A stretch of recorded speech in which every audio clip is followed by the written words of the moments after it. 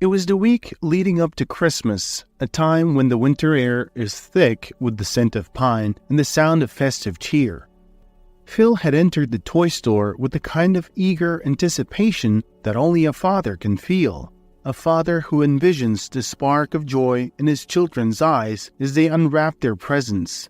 He meticulously selected toys for his 7-year-old son and 4-year-old daughter, each chosen with love and the intimate knowledge of his children's whims and fancies.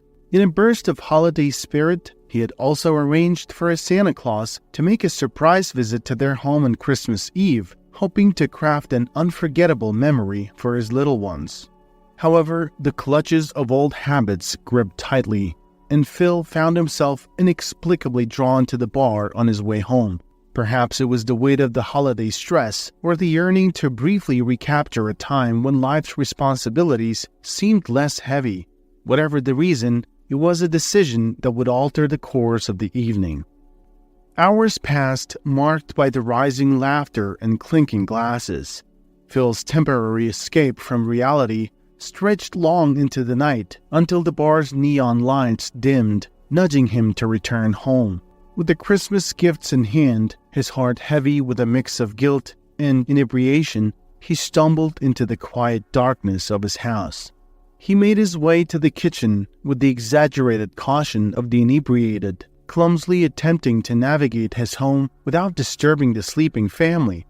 With a small sigh of relief, Phil gently closed the kitchen door behind him. He was convinced his nocturnal escapade had gone unnoticed. But as he flipped on the light, the dim illusion of his stealth was shattered. There, in the soft glow of the kitchen light, stood Gina, his wife. She was the epitome of fatigue and frustration, her arms folded in an unspoken reprimand, her eyes bleary yet burning with a familiar disappointment. "Phil?" Gina's voice broke the silence, laced with a tiredness that was more than physical. "What time do you call this?" Phil's words stumbled out of his mouth, tipping over his apology. "Gina, I didn't mean—" "Do you have any idea what time it is?" Gina interrupted, her words sharp but her voice shaking. "I had to tell the kids stories, convince them that Daddy got caught up with Santa's elves, working on a special toy just for them. Do you know how hard it is to keep spinning these tales, Phil?" Phil's shoulders slumped as he looked down at the bag of toys, now feeling more like a burden than a bundle of joy. "I know, Gina, I know. It's just—" He tried to find the words, the excuses that might soften the blow of his failings. "Work has been so tough, and I thought a quick drink would help, but—" "A quick drink?" Gina's eyes narrowed. "The children were waiting. I was waiting." Gina's arms slowly unraveled from their tight cross as she exhaled a deep, burdened sigh, shifting her weight from one foot to the other in a restless dance of unease. With a deft flick, her phone glided from her grip, landing with a muted thump before Phil. He looked at it, bemusement etching his features. "What's this?" he inquired. Her eyes narrowed and stormy bore into his. "How long has this been happening?" she demanded, her voice a tightrope of accusation and vulnerability. "Honey, what are you talking about?" Phil's voice was a mix of concern and bewilderment as he reached for the phone. The screen illuminated to reveal a stark, anonymous message that caught through the air like a cold blade. "Phil's having an affair." Astonishment washed over Phil's face, leaving him speechless. He wasn't caught in the act. His innocence was genuine, his confusion absolute. Yet there it was, a claim so incendiary it threatened to ignite their trust into flames. For Gina, this was a blow of seismic proportions, a shattering revelation she hadn't braced for.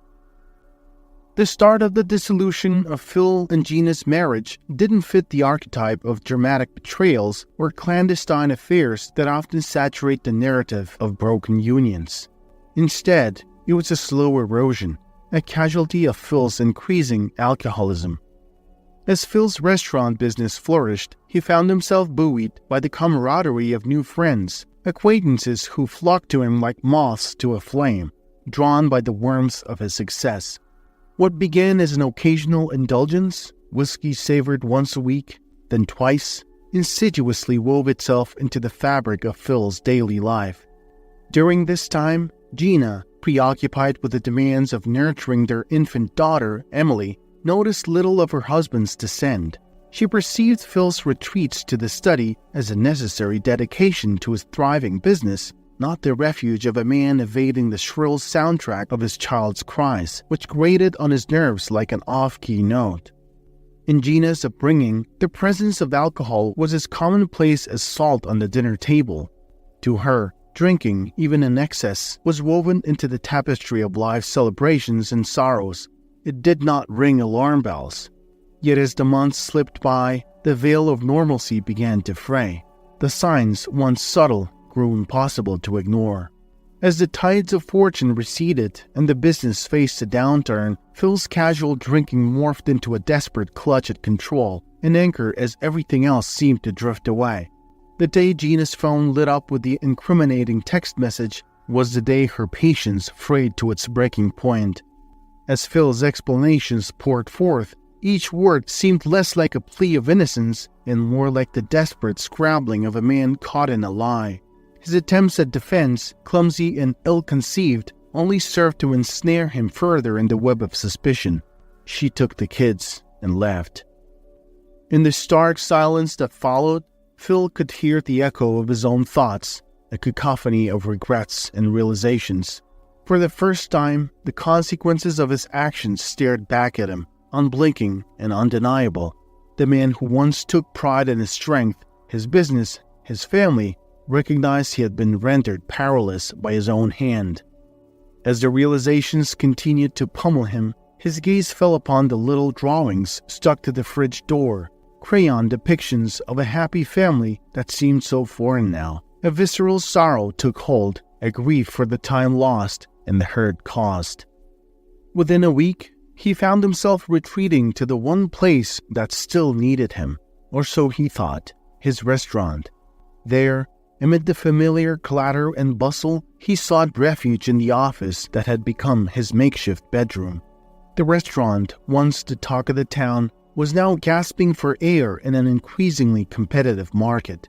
New, vibrant eateries had mushroomed in the neighborhood, their novelty and lure drawing in Phil's loyal clientele. The urgency to innovate and revamp his establishment was there, yet Phil's focus was fractured, splintered by the demands of his personal life spiraling out of control. During a particularly dark chapter, Phil vanished from his daily routine, his absence at work marking over a week's duration. His phone was switched off. It was within these still walls that he secluded himself, shrouded in solitude. It was Anna, a waitress from the restaurant, who pierced his self-imposed isolation. Her presence at his doorstep was as unexpected as it was welcome. Upon seeing Phil, she offered a warm greeting, her smile undiminished by the brackets that adorned her teeth. Contrary to the reactions Phil had grown accustomed to during his struggles with alcoholism, recoils of repulsion or masked disgust, Anna's demeanor held none. There was no wince, no turning away, just acceptance. That day, she became an oasis of patience, sitting with him, soaking in his words without judgment. Her own stories of the restaurant and its patrons, tinged with concern for Phil's well-being, were a gentle reminder of life continuing beyond his shuttered windows. Her visits became a lifeline, stretching across 2 weeks. Each day, Anna returned, her consistency a counterpoint to his chaos. It was through her persistent encouragement that Phil eventually found himself stepping beyond the threshold of his home, embracing the world anew. At one juncture, fueled by her unwavering belief in his capacity for joy, Anna suggested a venture into the wild, a trip to reignite the happiness he yearned for. The battle with alcohol showed signs of a turning tide. Phil was slowly, painfully clawing his way toward sobriety. During this period of fragile recovery, his friends, once distant satellites in his orbit, re-emerged, beckoning him toward an unexpected haven, a spa. It was in the soothing embrace of steam that the camaraderie of old friends that Phil found a semblance of peace. There, he unfurled the tales of his tumultuous life, revealing the raw wounds of his divorce. Michael, ever the bachelor, seemed to bask in his freedom. With a self-satisfied air, he regaled Phil with tales of his unencumbered lifestyle. "Look at me, man. It's been 2 years since Monica and I split. No fights, no scandals, just freedom. And don't I just look younger?" he boasted, his voice tinged with a mix of humor and indifference meant to lift Phil's spirits. Yet it was Ryan, the more reflective of the group, who offered a sobering perspective. "Mike, don't tout that path to Phil. He's a family man. And you?" He trailed off, prompting Mike to encourage the completion of the thought. Ryan, uncharacteristically candid, didn't hold back. "Sorry, Mike, but you probably don't even remember your wife's name with all the other distractions you keep around you." To that, Mike laughed, a loud, unburdened sound that seemed to acknowledge the truth in Ryan's words without a hint of regret. As they lounged, the conversation inevitably turned to Phil's future and the possibilities of new companionship. The advice offered was light-hearted, even flippant, more jest than earnest counsel. Phil listened, sifting through their words for grains of wisdom, but found little to grasp onto. Emerging from the spa, Mike proposed a visit to a bar, a return to old habits, a bookend to the evening with cold beers. But Phil, in a moment that marked a subtle but significant shift, declined. His refusal hung in the air, a silent testament to his resolve. For so long, he had been pliant to the whims of others, a reed bending in the winds of peer influence, but now he stood firm. It was an act of quiet defiance, a signal of change that did not go unnoticed. The stillness of the evening wrapped around Phil as he navigated the familiar path home, the events at the spa still vivid in his mind. The calm was subtly punctured by the vibration of his phone. It was Ryan, and the concern in his voice was palpable. "Hey, Phil, I really respect what you did back at the spa," Ryan began, his tone earnest. "Listen, I know those guys. They like to have their fun, but sometimes at the expense of others. I should have spoken up sooner." Phil listened, a mix of gratitude and surprise coloring his silence. It wasn't often that Ryan delved into such personal territories. "I didn't realize you'd been pulled so deeply into their orbit. Just know steering clear from that bunch could be the best thing for you," Ryan continued, and Phil could almost see him nodding solemnly over the phone. As they spoke, the conversation took a turn toward Phil's current situation, the restaurant that had once thrived under his care. "And hey, if you need a hand at the place, my cousin Rebecca's looking for work. She's sharp, hardworking, and I think she could be a great fit," Ryan offered. "Yeah, send her over tomorrow," he said, the idea of new blood at the restaurant sparking a flicker of the old entrepreneurial spirit within him. They said their goodbyes, and Phil found himself contemplating the day's events as he approached his door. It had been a long time since he had felt anything resembling optimism. That night, as he readied for bed, he made a choice that just a few months ago would have seemed impossible. For the first time in what felt like a lifetime, Phil decided against the numbing allure of alcohol before sleep. It was a quiet victory, a small step toward the man he once was and the man he hoped to be again. "Good morning, Phil. Ryan told me you might have some work for me," Rebecca said, her voice tinged with a hopeful inflection. Phil motioned for her to take a seat at one of the dining tables. As he sat across from her, he couldn't help but assess her, not just as a potential employee, but as a chapter of a story yet untold. He asked about her last employment, expecting to discuss her previous experience in the industry. Rebecca's reply was hesitant, her voice lower. "It's been a while, 7 years to be precise." Phil's brow furrowed, a mix of curiosity and concern in his eyes. "May I ask what you've been doing since then?" With a steadiness that surprised him, Rebecca met his gaze. "I've been in prison," she said simply, letting the weight of the confession hang between them. Phil's instincts kicked in, a trained skepticism from years in the business world, but as she elaborated, Phil's suspicions gave way to empathy. Rebecca spoke of a tale that was deeply personal, one of love and the desperation of a mother separated from her child. She told him, "I'm not the criminal type, Phil. My crime was trying to be with my daughter in a system that was manipulated against me." She explained that she could do anything at the moment, provided that her background did not bother Phil. With a quiet determination, she assumed her role as both janitor and dishwasher, embracing the work with a diligence that spoke volumes of her character. She was the first to arrive and the last to leave. The staff began to take note of her unwavering work ethic. Several weeks after Rebecca's hire, Phil fell back into old habits, his resolve crumbling under the weight of loneliness and stress. He invited his friends over for a night that quickly descended into excessive drinking and card playing. As the liquor flowed, so did the candor of their conversation, their words sharpening with each glass. During a particularly intense hand, the talk turned to the state of Phil's restaurant. "Look at you, Phil," one friend goaded. "I'd wager that even your dishwasher could run the place better than you right now." Phil's pride, already bruised from the challenges he was facing, reeled at the jab. He struggled to his feet, swaying slightly as he retorted, "Speaking of which, she's more than just an excellent worker.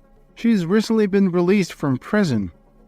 There was a moment's pause as the group processed this new information. Then Mike, with a snort of disbelief, said, "What? You've hired an ex-con? That just shows how little you care about your place anymore." The remark cut through the haze of Phil's intoxication, bringing a moment of clarity that was sharp and unwelcome. "What do you mean, Mike?" Phil demanded, seeking clarity but dreading the answer. Mike, perhaps emboldened by the drink or simply careless, shot back, "I mean, you said it yourself. You hired an ex-convict, didn't you?" Phil's anger, a tempest that had been gathering force within him, broke free. "So what?" he retorted, his voice rising. "I don't care about her past. As long as she's doing her job well, I trust her." "That's exactly your problem, man. You don't know who to trust," Mike persisted, his words slicing through the tense air. "Your wife left you, remember? You used to say she'd never leave you." That was the last straw for Phil. With a roar of fury, he lunged at Mike, only to be restrained by the others. He struggled against their hold, a maelstrom of rage and hurt swirling inside him. The mention of his family, the insinuation that he was naive, stoked the fire within Phil that had been smoldering since the day Gina left. The confrontation ended as quickly as it began, with Phil's friends dispersing into the early morning light, leaving him to grapple with the echo of their words and the realization that his battle with himself was far from over. Phil's thoughts drifted to Mike's words. The word trust echoed in his mind. It wasn't just about whether others were trustworthy, but also about trusting himself, his judgment, his decisions. As dawn unfurled its light upon another bustling day, Phil arrived at the restaurant with a resolution that felt both liberating and terrifying. The establishment, once a symbol of his success, now stood as a constant reminder of his failures and battles. But today, he was poised to step away, to relinquish control in a bid to salvage the fragments of his life that still held some promise.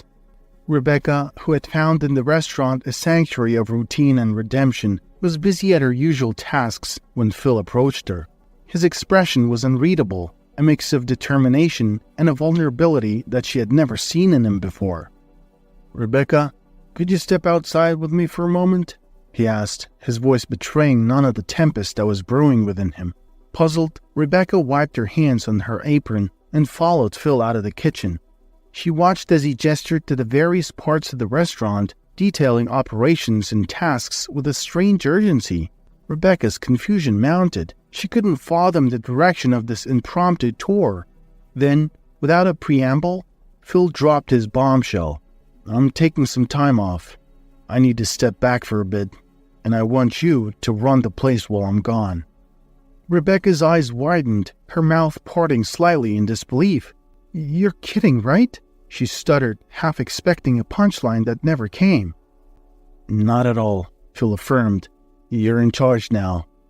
"How can you just hand over everything just like that?" Rebecca's voice was a mix of honor and concern. "I'm only a janitor and a dishwasher." "You said you were a quick learner, didn't you?" Phil challenged gently. "Here's your chance to prove it. And don't worry about your past. I trust you. Your background is not my business." Those words struck a chord deep within Rebecca. melting away the icy barriers of judgment and stigma that had encased her heart since her release from prison. To be seen, to be trusted, was a gift she hadn't known she yearned for. "Thank you, Phil," she said, her voice thick with emotion. "I can't begin to imagine how I'll manage, but manage I will. Thank you for this trust. If you run into any trouble, the staff is well versed in the day-to-day. The waiters, the chef, they'll have your back," Phil assured her, offering a smile that didn't quite reach his tired eyes. Phil made his way through the restaurant, his steps uneven, the weight of his decisions pressing down on him. His eyes, worn from sleepless nights and the acrid sting of alcohol, caught sight of Anna.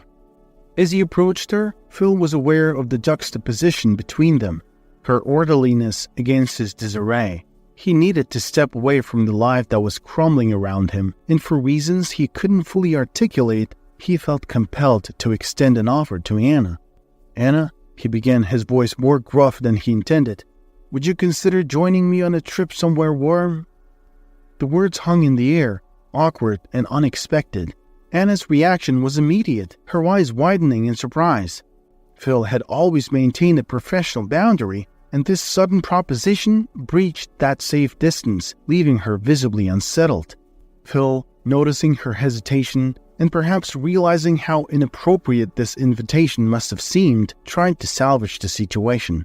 "I'm serious. I wouldn't ask if I didn't mean it. Don't worry, you're safe with me. It's just an offer. I'll wait outside." Rebecca, who had quietly observed the exchange from a distance, sensed Anna's inner turmoil. With a few strides, she closed the gap between them, her presence both grounding and comforting. She offered a supportive smile, a gentle nudge of encouragement. "He's a good man, troubled, but good," Rebecca assured Anna in a soft undertone. "And he needs someone to look after him more than you might think." Anna's eyes, filled with uncertainty, met Rebecca's. There was an unspoken communication, a womanly solidarity that needed no words. "But I'm not sure," Anna began, her voice trailing off. Rebecca gently cut her off, her words both firm and kind. "You don't always get offers like this, and it's not just about the trip. It's about trust. Maybe it's about healing, too. You've earned a break, and he needs support. It's your choice, but sometimes the unexpected turns out to be just what we need." Anna took a deep breath, considering the layers of meaning in Rebecca's words. Trust, healing, support. She glanced towards the door where Phil said he would be waiting, a myriad of thoughts racing through her mind. With a resolve that surprised even herself, Anna made her choice. She nodded to Rebecca, a silent thank you for the push, and with a newfound determination, she walked towards the door, towards Phil, and towards whatever lay beyond. As Rebecca stood in the midst of the restaurant, the weight of responsibility settled on her shoulders like a mantle she'd never worn before. Her experience was limited. She had been the assistant to a chef, yes, but managing an entire restaurant was a different beast altogether. Her past shadowed her. The time in prison had changed her, taught her resilience, but it had also kept her away from the pulse of the free world, especially the fast-paced life of the restaurant business. The staff murmured among themselves, casting sidelong glances filled with skepticism. They saw her as just a janitor, a dishwasher, hardly a managerial figure. But Rebecca drew in a deep, steadying breath, reminding herself of Phil's words, "I trust you." That trust, undeserved as it felt, was now the cornerstone of her newfound position. Her first step was to acquaint herself with every detail, every routine, and every person on staff. She would not command, she would listen, learn, and then lead. She spent her early mornings shadowing the chefs, her afternoons with the waitstaff, and her evenings balancing the books, familiarizing herself with the ebb and flow of the business. Rebecca's gaze swept across the interior of the restaurant. The decor, once charming, now seemed dated, wary under the pressure of competition from newer, flashier establishments encroaching on their territory. She realized that if they were to survive, to lure the clientele back, a change was not just warranted, it was imperative. She mulled over the budget, knowing full well the constraints she faced. It would require creativity, shrewd negotiations with suppliers, and perhaps a few small aesthetic touches that could make a significant difference. As Phil and Anna ambled through the vibrant cityscape, their initial reticence gradually gave way to a lighter rapport. Anna's joy was evident as she captured the essence of the city through her camera lens, each snapshot accompanied by her irrepressible cheerfulness. Her enthusiasm was infectious, and Phil found himself being coaxed out of his melancholic shell, agreeing to explore and partake in various tours at her behest. The day's end found him seated at a quaint restaurant overlooking the water. The ambience, with the rhythmic lapping of waves against the pier and the sun casting glimmers over the water, was tranquil. Phil, in a light-hearted jest, acknowledged the pleasure of Anna's company. "I guess it was a good decision to bring you along after all," he said with a hint of tease in his voice. Anna's reply came with heartfelt sincerity. "Thanks, Phil. I'm truly enjoying myself." Her words sparked a candid admission from him. Her enthusiasm had indeed brushed off on him, a much-needed reprieve from his recent troubles. As they settled into a comfortable silence, Phil found himself contemplating Anna's contented nature. For 2 years, she had been a constant presence, her unwavering temperament a stark contrast to his own fluctuating moods. Voicing his observation, he complimented her. "You're so pretty, Anna. I actually never paid much attention before." Her smile in response was like a ray of warmth. "Thank you, Phil. You're very kind." However, the serenity was shattered by Anna's probing question. "Phil, why did you bring me here?" The question caught him off guard, stirring a tumult of emotions within him. He pondered his response, eventually choosing to reveal the series of events that had led to this moment, the chaos of his divorce laid bare. He also admitted that she acted like a force for good in his life, making him a better person. Anna's reaction was one of empathy and surprise, especially learning that Phil and his wife's separation wasn't marred by infidelity, but rather the destructive wedge of addiction. She voiced an insight that caught Phil off guard, suggesting that the unresolved love between him and his wife Gina was a beacon of hope rather than a closed chapter. Her observation that Gina had left not out of spite but out of exhaustion from his drinking struck a chord. When Phil mentioned the mysterious anonymous text, Anna frowned, as though she were trying to piece things together. Phil noticed her slight hesitation and asked, "What are you thinking?" Pulled from her thoughts, Anna replied, "What?" "Oh, nothing. I was just thinking." Phil shrugged and didn't probe any further. That last conversation would lead to some crucial revelations upon their return. Phil and Anna returned to their hotel. Through an oversight, Phil had only made a reservation for a single room for them both. He hadn't intended to suggest shared accommodations. It was a detail that had simply escaped him in the midst of his preoccupied thoughts. Upon realizing the potential for misunderstanding, Phil felt a wave of discomfort. Eager to ensure that Anna didn't misinterpret his intentions, he promptly went to the hotel's front desk and secured a separate room for her, wanting to preserve both professionalism and respect. Anna's reaction was a mix of relief and gratitude.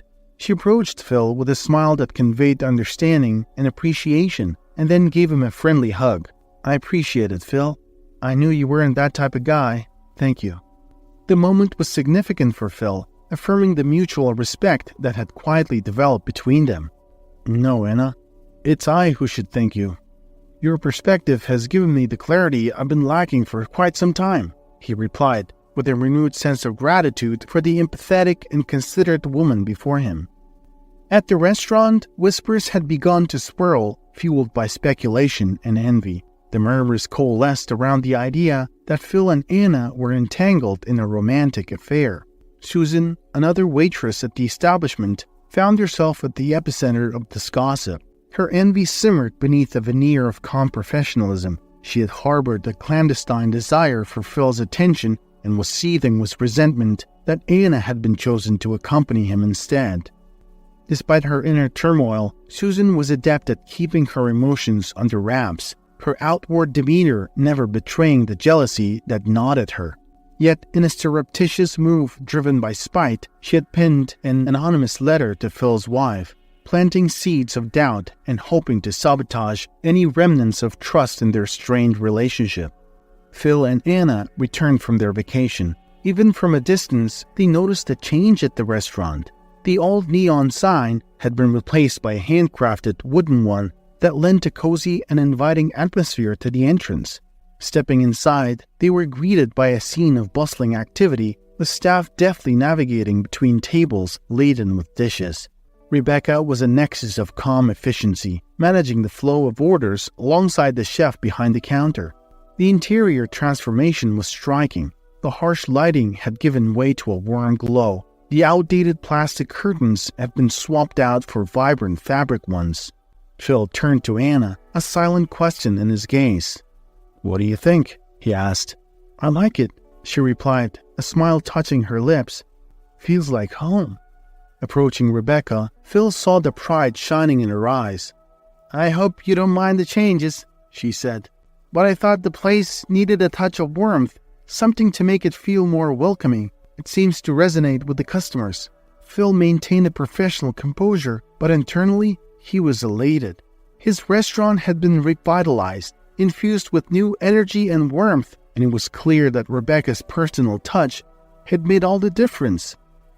On a serene Sunday evening, the restaurant was closed to the public as the staff prepared for a private celebration. With the tables beautifully arranged and the aroma of sumptuous meals wafting through the air, Rebecca took to the stage to address the gathering. "Everyone, we're gathered here tonight to mark a fresh start and to," she began, her voice rich with emotion, but before she could continue, Susan stepped forward, her intention to disrupt the speech clear. "I think it's only appropriate that we include someone very special in our celebration," Susan announced, her voice laced with a subtle undercurrent of triumph. She paused for effect. "Please welcome Gina." The chatter in the room dwindled into a stunned silence as Gina made her entrance. Susan's expression, ripe with anticipation of shock and disarray, faltered against the warm, knowing smiles of Rebecca and Anna. Rebecca's smile broadened as Gina stepped forward, not as a presumed adversary, but as an esteemed guest. Susan stepped closer, her voice a soothing melody of diplomacy. "Gina, I believe it's time you met Anna, Phil's close friend. They've recently enjoyed a trip together." What Susan hadn't accounted for was the web of understanding that had been spun between Gina, Phil, and the others. The details of the trip and the party's true intent had been confided to Gina, whose gratitude towards Rebecca and Anna for their support of Phil was evident in her gentle, relieved demeanor. "Thank you, Susan," Gina replied, her tone gracious yet layered with an unveiled irony. Her eyes met Phil's, and she approached him with open arms. "For helping me understand my husband better." As she embraced Phil, she whispered, "I'm sorry, honey. I'm glad you're back." Phil's eyes shimmered with tears, a silent testament to the evening's unexpected turn. Rebecca and Anna, the orchestrators of truth, stood beside them, their faces alight with satisfaction. Susan, on the other hand, was the picture of bewilderment. The backstory unraveled later that evening. Anna, ever wary of Susan and her machinations, had decided to act when Phil mentioned an ambiguous text from Susan. With a blend of courage and curiosity, Anna reached out to Gina, expecting hostility but hoping for understanding. Gina, equally shocked to be approached by her husband's supposed mistress, opened up about her suspicions of Susan. Anna, connecting the dots, shared her own doubts about Susan's intentions.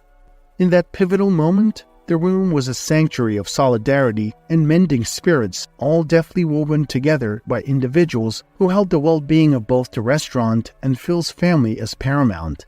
A pure heart ultimately prevails. Throughout his ordeals, Phil had clung to his humanity, reaching out to Rebecca in her hour of need. His benevolence wasn't in vain. She returned the favor with passion, injecting vitality and hope back into his beloved establishment. Phil raised his glass in a toast, his gaze settling on each face in turn. "And let's not forget Anna," he said, his voice laced with warmth and gratitude. "You've been the sister I chose, pulling me from the depths of despair and reminding me that at the end of the day, Family, both by blood and by bond, is what carries us through. Gina, standing beside Phil, offered a small, introspective smile. Initially wrathful towards her wandering husband, she had never let go of the belief that he would return to her. Despite the anger, she had waited, her heart knowing before her mind accepted that Phil was and would always be hers. It was Rebecca and Anna, united by their unwavering commitment, who took the reins of the restaurant. Their hands joined over the table, a silent oath to continue thriving, not just as custodians of a restaurant, but as family.